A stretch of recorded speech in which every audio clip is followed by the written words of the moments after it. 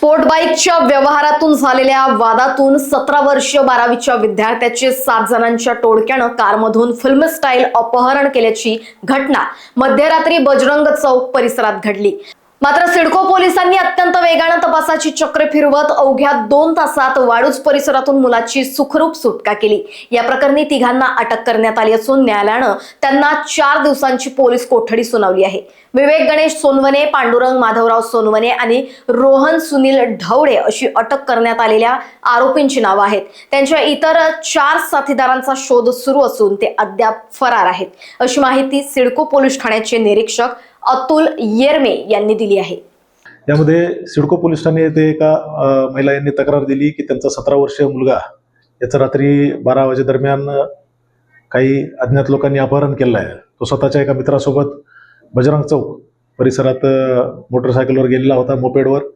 त्या ठिकाणी एका टाटा पंच कार क्रमांक MH20 HH 4668 या टाटा पंच कारमधून 4 व्यक्ती आणि एका मोटरसायकलवर 3 व्यक्ती असे एकूण 7 जणांनी मिळून त्यांचा पाठलाग करून त्यांना फरफटत गाडीमध्ये बसून बळजबरीने घेऊन गेले आहेत।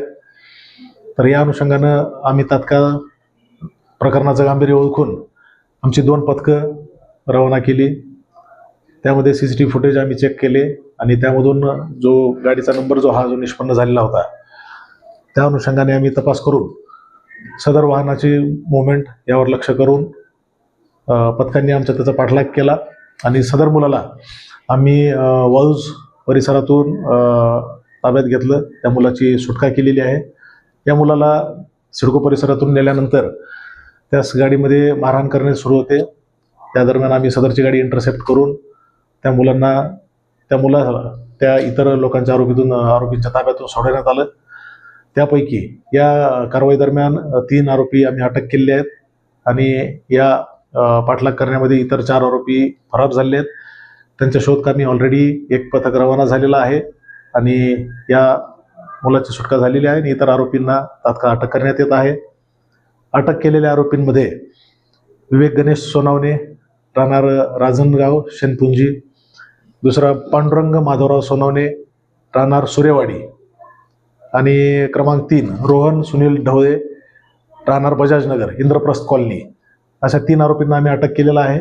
इतर आरोपींचा शोध सुरू आहे।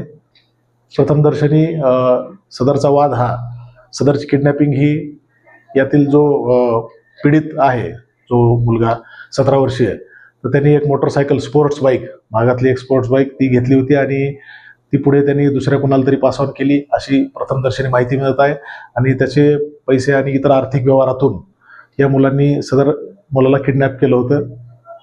अशा प्रकारची घटना समोर आलेली आहे। जे गुन्हेगार आहेत त्यांच्यावर आरोपून काही गुन्हे दाखल आहे का, त्यांची गुन्हेगारी पार्श्वभूमी काही आहे का?